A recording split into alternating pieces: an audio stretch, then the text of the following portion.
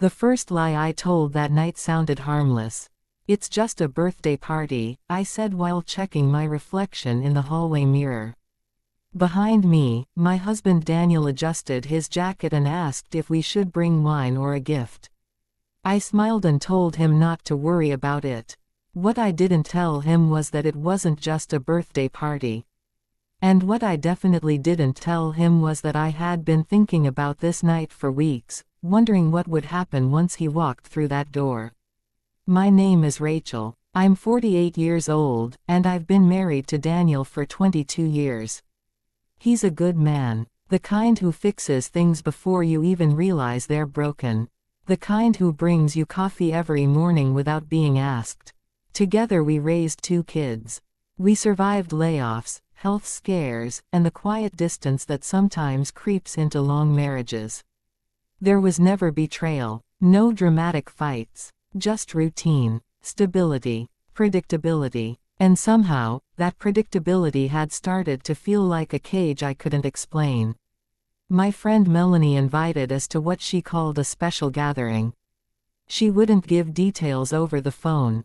All she said was, "It's about reconnecting with parts of yourself you forgot existed." I should have asked more questions.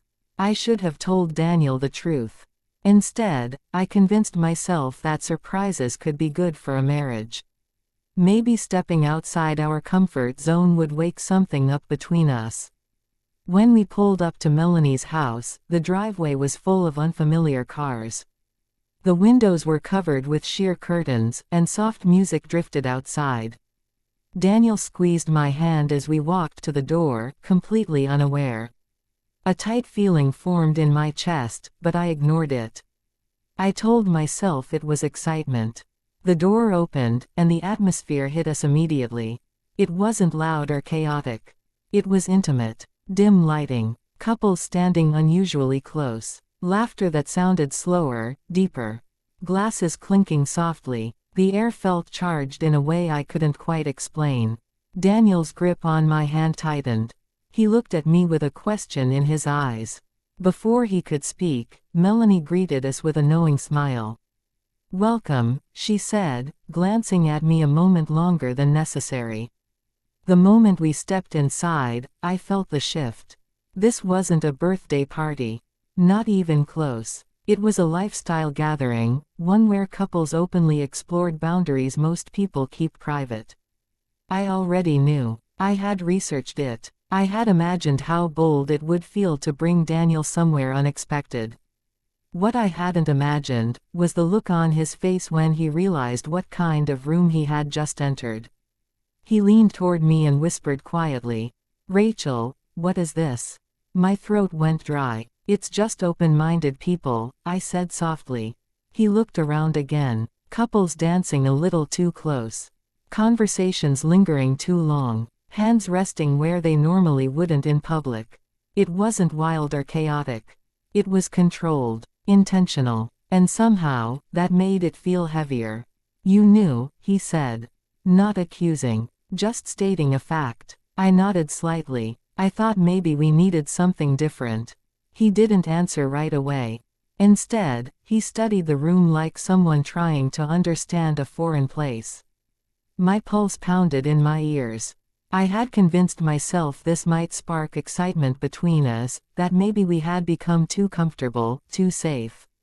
I wanted him to look at me with urgency again instead of routine affection. But standing there, I realized something uncomfortable. This wasn't really about excitement. It was about trust. A man approached us with easy confidence and introduced himself.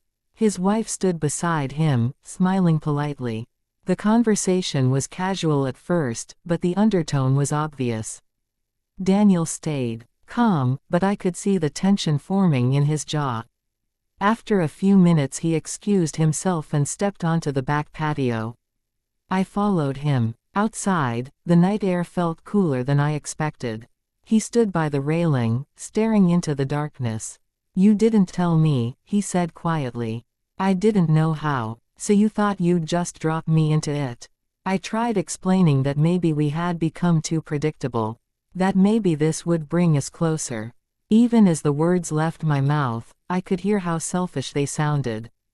This wasn't a shared idea. It was mine. I had decided for both of us. Were you unhappy? He asked. The question caught me off guard.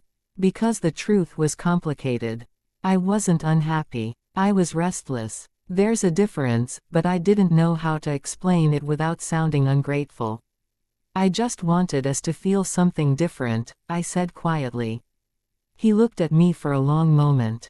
Not angry, not loud, just hurt. And somehow that quiet hurt cut deeper than shouting ever could. You could have talked to me, he said. Instead, you tested me. We stood there in silence while the music drifted through the open door behind us. And suddenly I saw the situation clearly. This wasn't about adventure. It was about insecurity. I had wanted validation. I wanted to see if he would react strongly, if he would fight for me, prove something.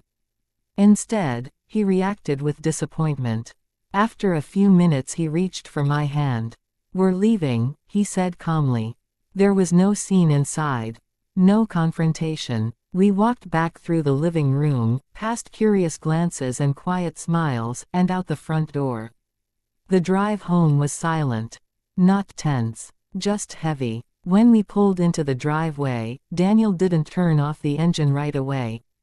Finally he spoke. I love you, he said. But I need to know that you're choosing us, not experimenting with us. That sentence stayed with me long after the engine shut off. In the days that followed, we had more honest conversations than we'd had in years. We talked about boredom, aging, the fear of becoming invisible. I admitted I had been chasing excitement instead of confronting vulnerability. He admitted he assumed everything was fine because I never said otherwise. That party didn't destroy our marriage. But it exposed something fragile inside it. I had taken my husband somewhere without warning, thinking it would wake us up. Instead, it showed me how easily trust can crack when communication disappears. Looking back now, I understand what was really waiting inside that house. It wasn't temptation. It wasn't adventure. It was a mirror. A reflection of how quickly secrecy can replace honesty when we're afraid to admit what we're feeling. If you're ever tempted to surprise your partner with something drastic, ask yourself why. Is it about connection, or is it about proving something? Because the most dangerous surprises aren't loud ones. They're the quiet decisions made without the other person's consent. I took my husband to a friend's party without telling him what was waiting inside. I thought I was bringing him excitement. Instead, I nearly brought doubt into a marriage that had never needed it. Sometimes the real thrill isn't in pushing boundaries. Sometimes it's in protecting them.